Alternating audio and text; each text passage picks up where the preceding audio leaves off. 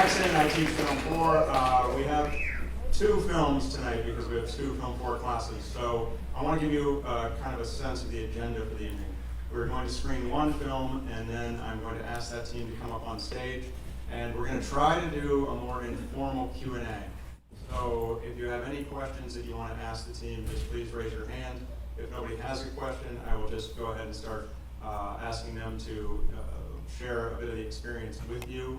And then if, as they speak, you have a question, feel free to raise your hand. Then that team will leave. We'll watch the second film. We'll bring that second team up. And then I'm going to ask all of the students to please walk up to the top. I will say some thank yous, and then we can all be released and we can go out up the top doors and meet with them. Briefly, I just wanted to speak a little bit about Film 4 because in the film department we have a thing called Viewpoint Appropriate. All the kids learn it. We have to make viewpoint appropriate films. Our shorthand is VPA. We also have a VPI, which is viewpoint inappropriate. That tends to have more of a conversation than VPA. But I also have a thing called VPE, which is viewpoint exclusive. And Film 4 is, to me, it's the single greatest experience in high school education today. And it's one that is only presented at Viewpoint anywhere in the country. This is the reason you come to this school. I mean, there are many other VPEs, but this is one of the reasons you come to this school. And this program couldn't exist without the support from the very top. You hear all the speeches about, we like to try and educate the whole student. And this is evidence of that this program exists, that these students can go on this journey. The films to me are a little incidental. I love them, don't get me wrong. I think they're wonderful, but to me, it's the process, it's the journey, it's the experience that they have. They can't get that experience anywhere else. And so when we come up tonight, you're going to watch the films, and any questions you have about the films, please ask them. I'm going to focus on the experience because I want them to share that with you because I think it's truly special. And with that, I'd like to introduce Rainy Day. Thank you.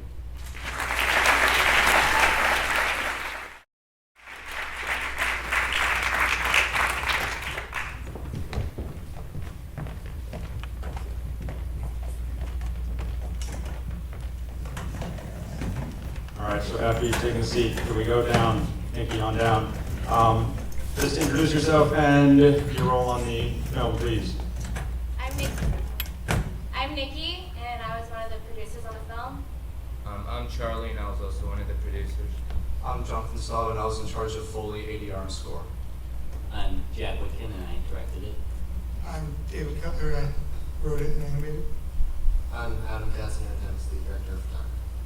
Okay, I'm going to try my best to look for a show of hands. Anybody have a question, you can shout out if you do. Okay, I want you to walk me through the beginning, where we started to today. So David, I'm going to come to you first. Where did the idea come from? Well, I mean, this all really started last year at the Level Up Film Symposium, where we saw their film and we saw how much work they put into it. We all kind of came together and we were like, crap, we have a lot to do. And so, Welcome to Film 4. From there, we spent most of the summer working on the script, countless meetings at Corner Bakery, just talking over ideas. And really what we wanted to hammer home was a very Pixar, strong, story-driven. We didn't care how long it was. We just wanted to really drive home a single emotion. Okay, so piggybacking on Pixar a bit, Adam, walk me through one of our visual references was what film and what did we take from it? One film that we kind of drew some inspiration from was Up. We wanted to kind of echo the first, maybe like 10 minutes of it, the sad part. So yeah, we really just wanted to focus on telling the story visually, and not really having to focus as heavily on dialogue and other things like that. So, Okay, so, but we still needed dialogue, which meant we still, well, I guess we still needed actors even if we didn't have dialogue, but we had some good actors. So Charlie, Nikki, walk me through how we meet our actors. And by the way, could I quickly get a round of applause for Cameron Riley and Cameron Curry, sorry, and Andy Fawcett.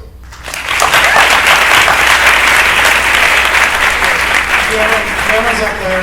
Cameron, stand back Stand up. up. Stand back up. Cameron's right there. There's Cameron. I didn't interact with him as much as like Jeff did, but Cameron was a trooper on set.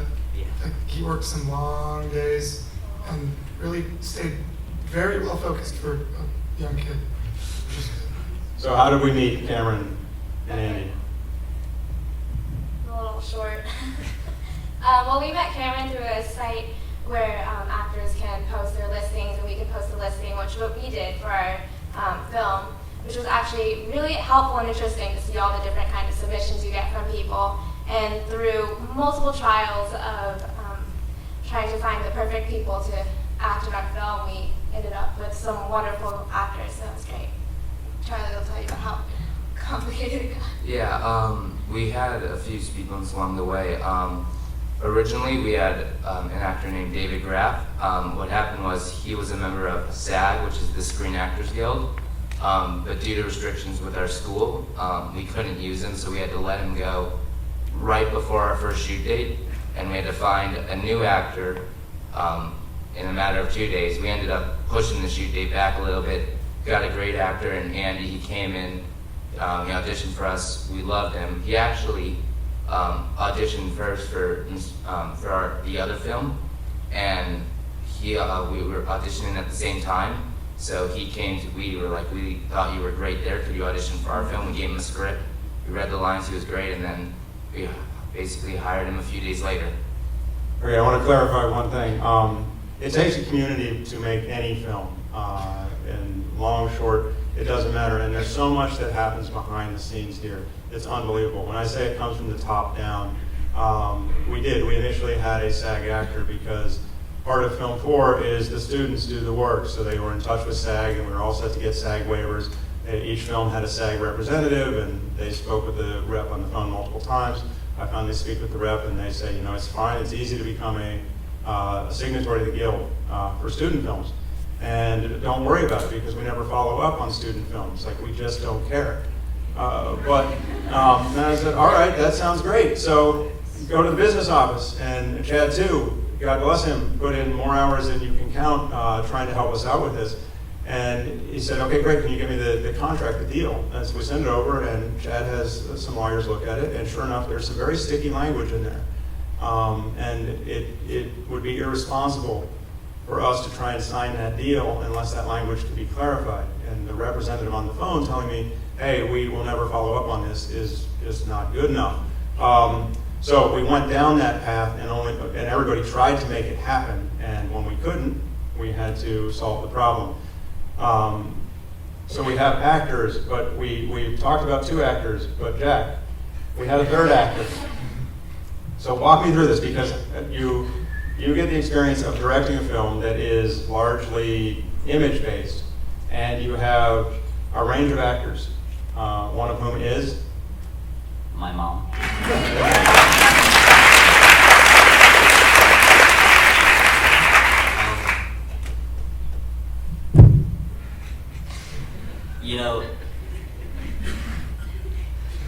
Being only 18 years old, it was pretty difficult to direct someone who's much older than me. First of all, Andy. He was a stranger, and he came in, and I had to kind of tell him what to do, and that's not very easy, because I had to tell him what to do on a very emotional, basic level, because that's what directing is. You have to get the emotions out of the actors and tell them how you want it. And then when it came to directing my mom, it was exponentially actually easier, because my mom probably understands me the most of anyone. I could just be like, Mom, I need you to do it more, and she'd be like, I got it. And then she would do it, and it would be great.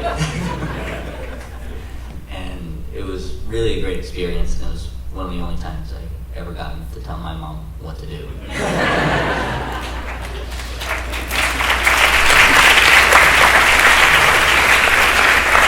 One thing we set as a goal in Film Corps is to try and expand the community beyond the class. And this year we had what I call 6 generations of Viewpoint students working on the films, everything from 8th graders to graduates, and every kind of grade in between. And so there is a student who is a senior, and John, you were kind enough, and it was an amazing moment. John came to me and said, I am totally slammed with all of these APs going on right now, and so there's a song I want, and I would like to reach out and let somebody come in and do a song for us. So can you tell me a little bit about how that happened? Because I think this is what is such a huge challenge with making a film for, is that we're one of the top, if not the top, academic college prep school in the city. So they're doing all of that at the same time they're trying to make this. And so it takes equal courage at times to recognize where you are and to sometimes step back. And I was really, really impressed when John did this, so I'd like you to share the story a little bit. Sure. So I reached out to one of my friends in my AP music theory class, Matt Dickinson, who is here with us, and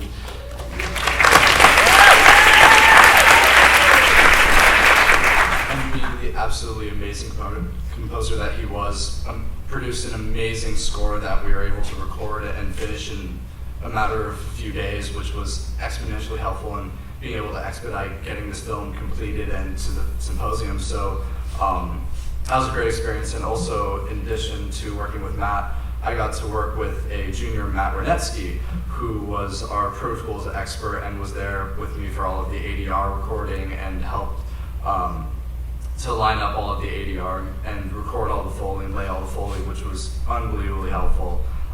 So it really was an integrated experience where we were working outside the borders of just our film class. We were working with students from 8th grade up to graduates and everywhere in between, and that was really crucial to completing this film. So.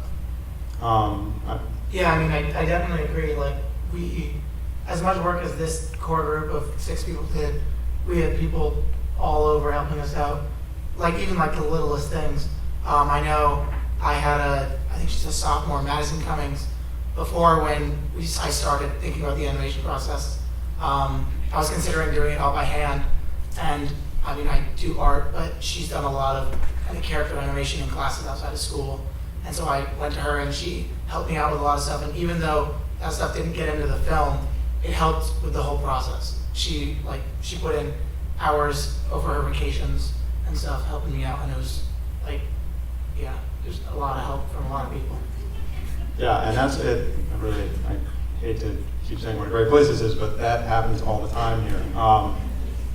So, okay, a couple of things. Like, we had a production challenge. Think about the title of our picture. So walk me through that, Charlie. All right. Well, our film, as you know, is called Rainy Day, and we filmed in February in Southern California, where it's not very rainy.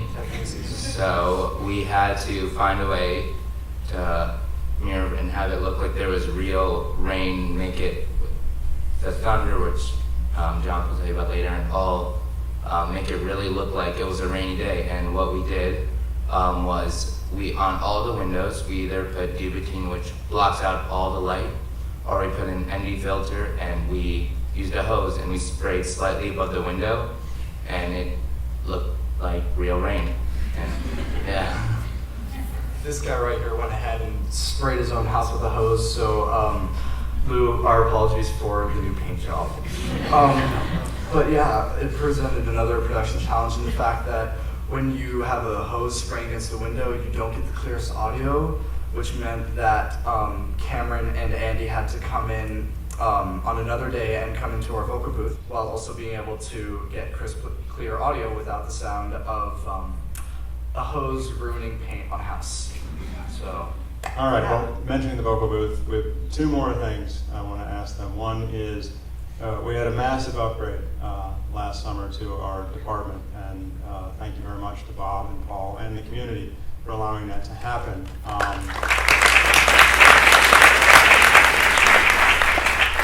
So obviously the vocal booth was a hit. What else helped? What else did you get that you used that allowed you to tell this story in a way you probably couldn't have told it last year? So the swivel chairs in our film room were just really helpful. Those were very popular. So we got a brand new camera, a Canon 5D Mark III, which is just beautiful. It shoots full frame. We got brilliant lenses for it, and it really helped us to tell the story in a better way because we were able to really shoot clear, beautiful picture. Yeah, it was the main tool that we used on this film, and it's the main reason why our film looks the way it does.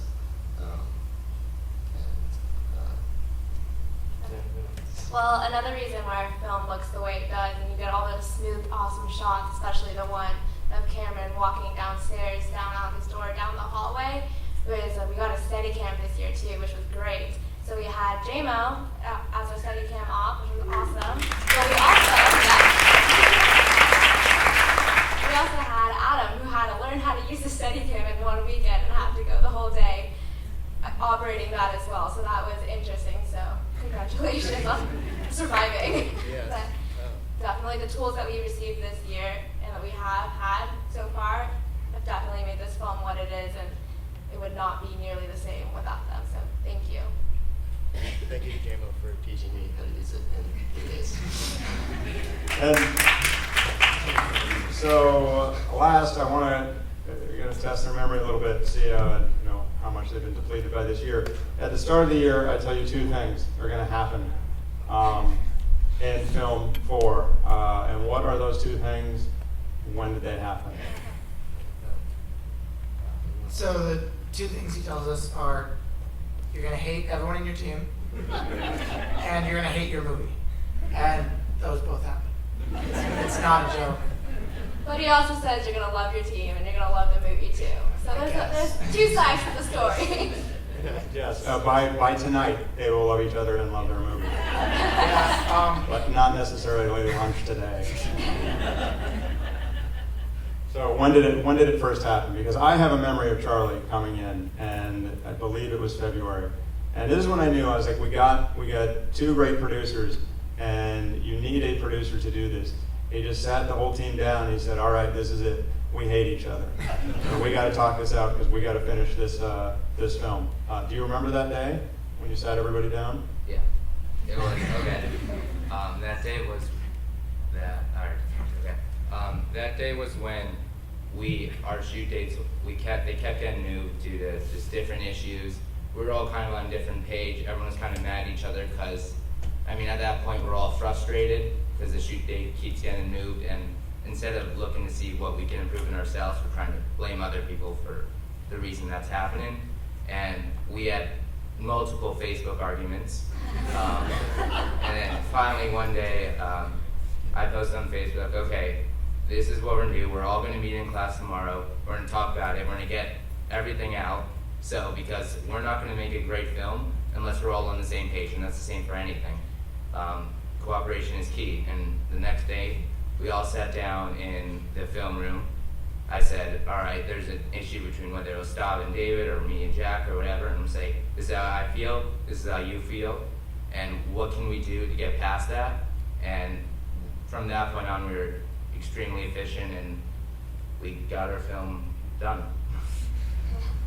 All right, and with that, I would like a big round of applause for the Rainy Day team. Thank you all very much.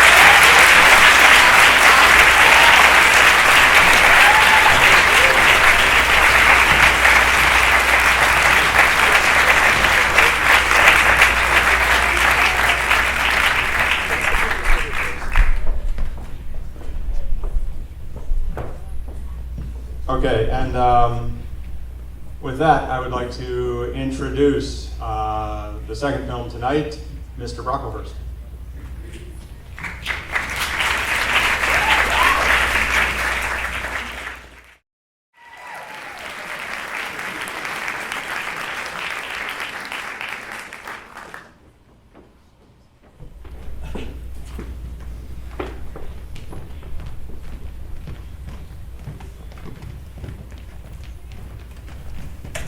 All right, and we're going to do the same thing.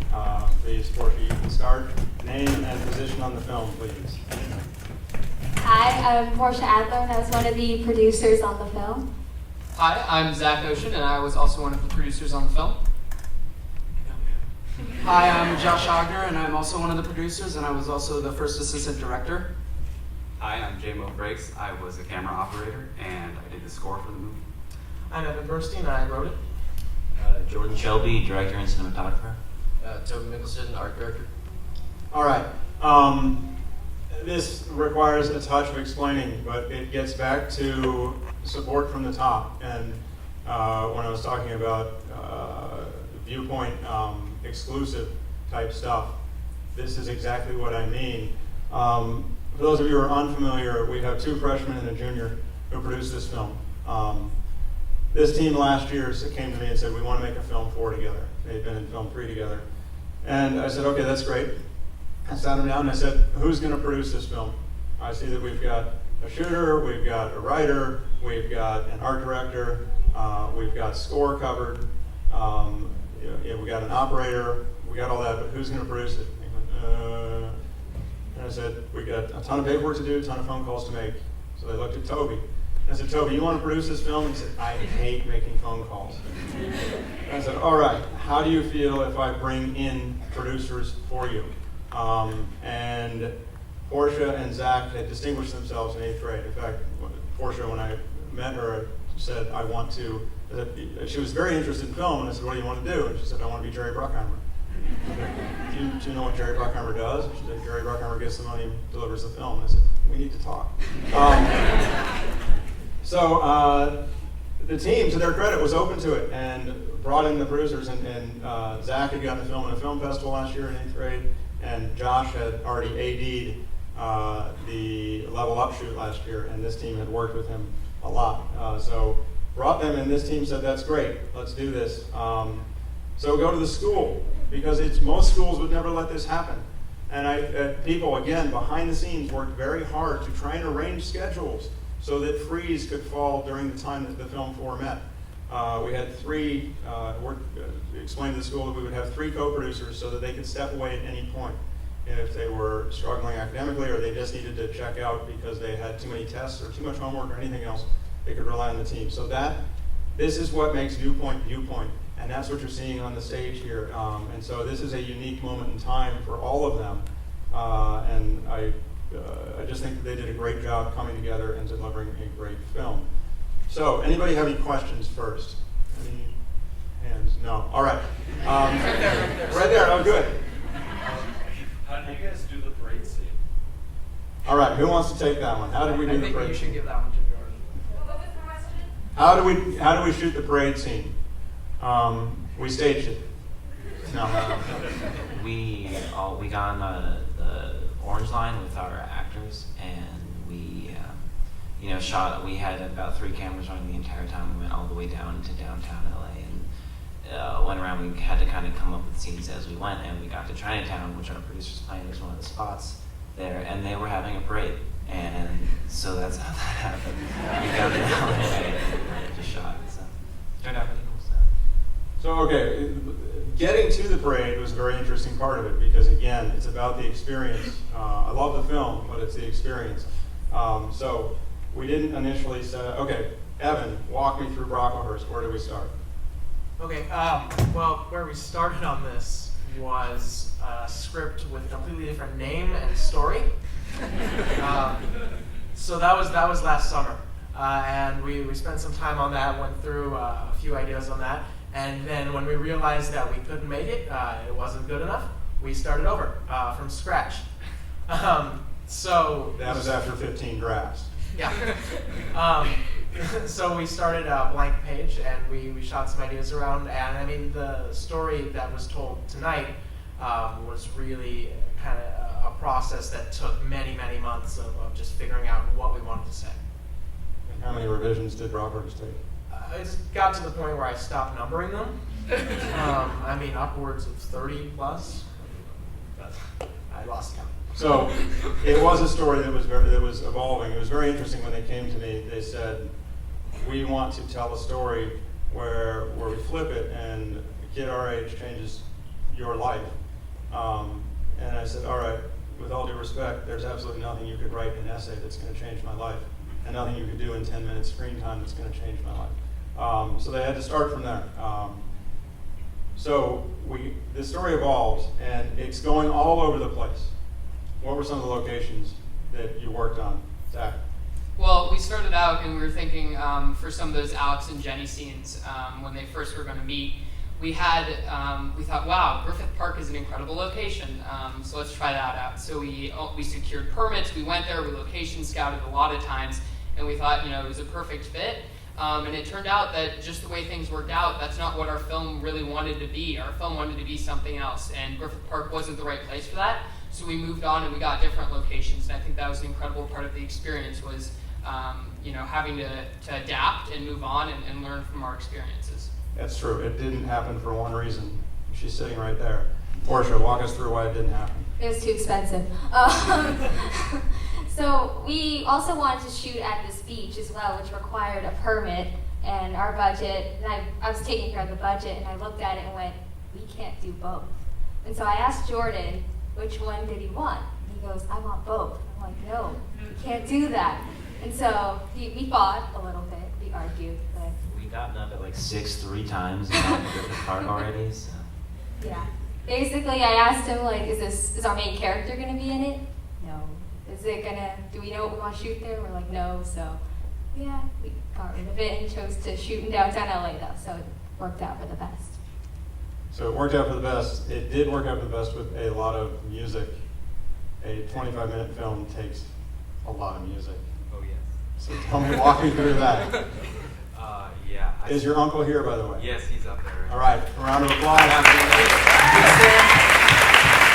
you, Dan, again, so much for all that time that I came down to your studio and made all that music. Definitely couldn't have done it without you. So many hours, and I hope you all liked it. It is the awful score is going to be available on iTunes if you'd like to purchase it.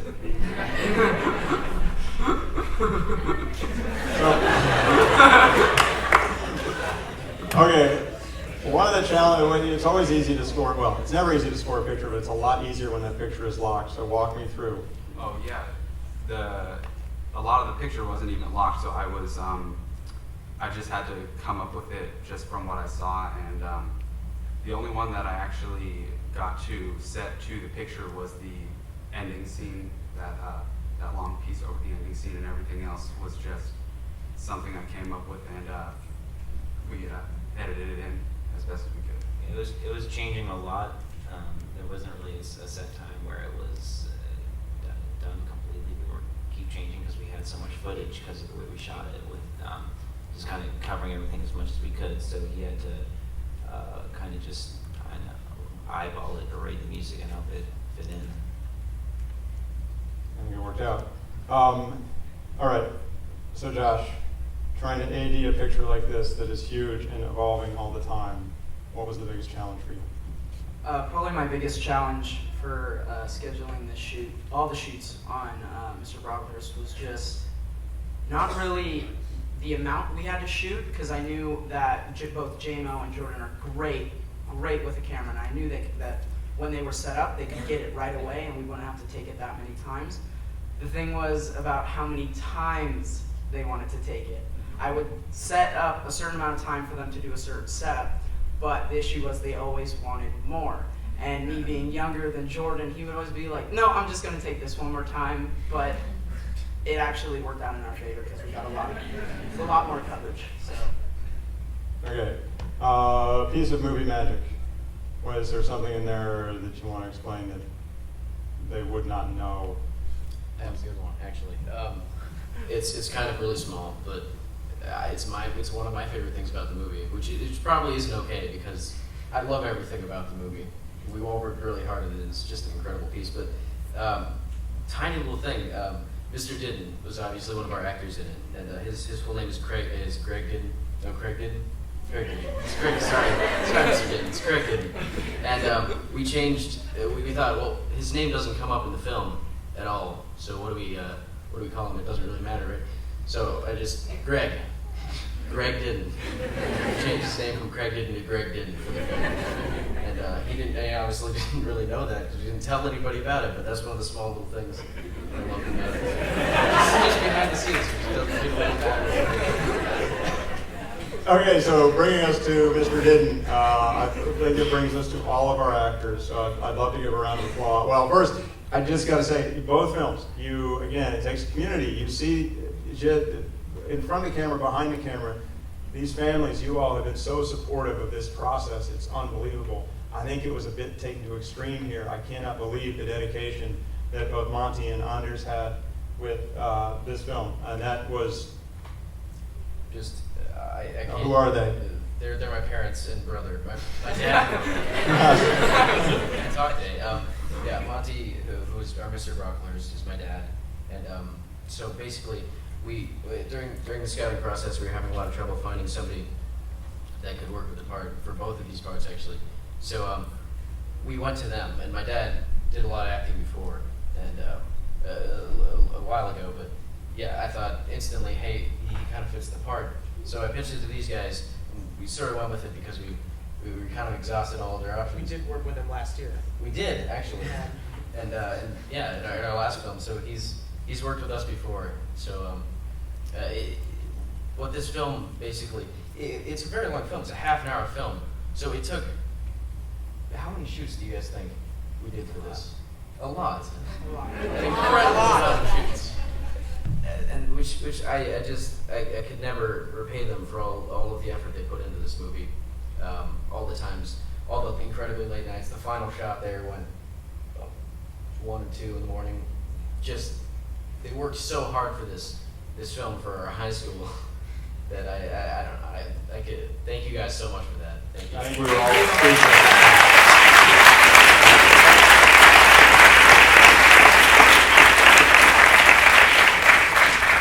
And they were brilliant, and of course, if you've got a brilliant Mr. Brocklehurst, you need to have a Mrs. Brocklehurst.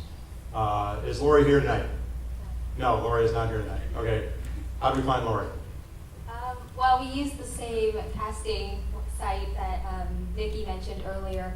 And we held casting sessions. We actually held one. We couldn't find a Mrs. Brocklehurst we liked, and we had a second one, and we luckily found her. So.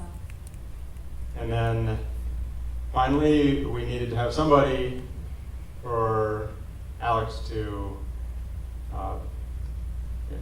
not want to go to college for, to ruin his life for. So how do we meet Jordan?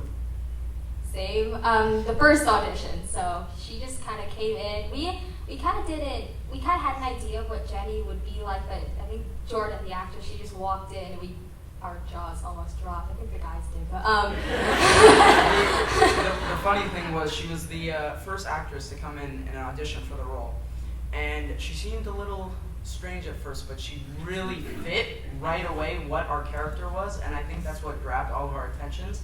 And we recorded all of the audition sessions, and if you were to watch it, you were to see both Zach, Jordan, and my jaw drop when we saw her read for the first time, because we knew instantly that was our girl for the part. Okay, so what else? J-Mo. Yes. You did all this music, but that wasn't all you did. No, the school got us a steady cam, which I spent lots of time after school learning how to work that, and very thankful for that. That was I used it on both films, actually probably more on Rainy Day, and that's a lot of fun, and it's kind of what I want to do when I go to college and maybe get a career. I'd like to go down that path, so it's great that I could start in high school so early with such a cool thing. All right, so what else? Walk me through it. How do you emotionally connect to a film where a story is changing all the time? Well, yeah, it changed a lot. It's interesting. The reason we were so blown away by Jordan was because she was a much bigger part of the story. Originally, we had her character was much more developed, and then it kind of just became this thing that, it just became the motivation rather than this character. So, kind of like that, the story just kept changing, and we kept just having to go to these locations and just be rolling 2 or 3 cameras at a time, so we had enough footage to piece it together when we got back. And then the process of editing started, and it was just a lot of things that went into it. And then once we got it all together, it still wasn't really working, so we had to, Evan and Josh stayed in the room with Maxim for a really long time and pieced it back together into something that it wasn't before. And that was even just a little while ago, so it's in this constant state of change, which is a bit unorthodox and not really what we were expecting, but it happened and it worked great. So. Yeah, so speaking about that, that comes to, when did you hate your film? This comes from John Lasseter at Pixar, who says that every Pixar film in history has been, at one point, the worst film in history. So you have to go through that. So when did you feel that you were making the worst film in history? Is that so? We'll share it. Probably for me was we had, for our first reshoot day, we had 2 locations planned, one back in the office and then one in Dr. Durkowski's office. And the second location was not secured and we were unable to shoot there. And it was an extremely important scene that we needed to get there. It was actually the ending scene with Lori where she comes in and sees that Mr. Brocklehurst has left. And to know that we couldn't get that on that day really frightened me, and I felt like this movie was not going to be one whole piece. It wasn't going to be full circle anymore. Who else? I guess the moment when I started to hate it, I stopped hating it, by the way. Loving it. But I started to hate it. We shot it at the beach way down by LAX. So it's a very far drive for everybody to make. We had like a full crew that day, all of the actors. We did that full day of shooting, and I thought it worked. We were all happy with it. We came back and looked at the footage. We gathered a bunch of footage, and a few things just weren't working. It was terrible. Yeah, plain and simple, it was not going to cut together. It was terrible. So we had to reshoot multiple scenes completely from scratch, which took time from our actors. It took time from all of us, and that was the moment where I was like, oh, we don't know if that's worth it. But when I saw the final product, I was blown away and absolutely worth it. But yeah, that's probably the moment for me. Evan? Because they weren't the same scenes you were reshooting. Well, when we would, in a way, the scenes that wouldn't cut were good for the film, if only because we could get it better the second time. We'd look and we'd see each time what didn't work, and that was probably the most terrifying moments when we'd watch each time. We'd watch a rough cut of either a scene or the whole project, and it just wouldn't work. And that, for me especially, is terrifying because that means if we're going to reshoot it, I have to write more. I have to go back to the blank page and figure out why it didn't work. So, just because of all the times that we had to, tweak and tune this so that we could get it better. We never felt like we were done. So. All right. The beach. Portia, tell me about the beach. How do we get it? All right. Well, they told me we wanted to do this airplane, the motif of airplanes, and I was they initially wanted a bonfire actually, and I looked at beaches that would allow that, and I found Dockweiler, and he told me, oh, they have the planes there, and we want to do this plane motif. So that's how we figured out that we wanted it, and then just started making phone calls. I had to call the Department of Beaches and Harbors, call multiple people. I said, I'll get back to you. No, they didn't. And then, yeah, we just took care of it. We got the school to help us with the insurance, and we got the permit. We checked in that day, and we shot. Yeah, and this is all behind the scenes, the business office. Like, they're all very, very busy people. And we already had to try and work with SAG, and then it's like we also now would like to get a permit to shoot at Dockweiler. And it's never a, oh, really? It's a, okay, we'll work on it. And just being able to make that happen was, I don't know, fairly awesome because, I don't know, it just made the film work, I think. Jamie, when did you hate it? I hated it when I had like 50 pounds of gear on my back, walking up to this lot at 2 in the morning, and walking back down. That was probably the low point. All right.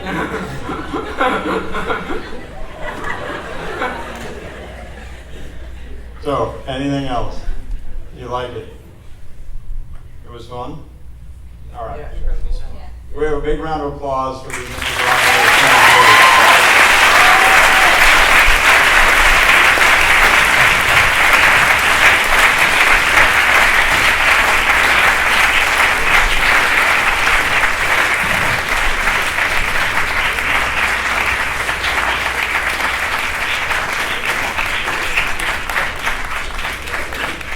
I've always told them I came to being a teacher late because I wanted to have, I wish I'd had teachers that could talk to me in like a real way when I was in high school.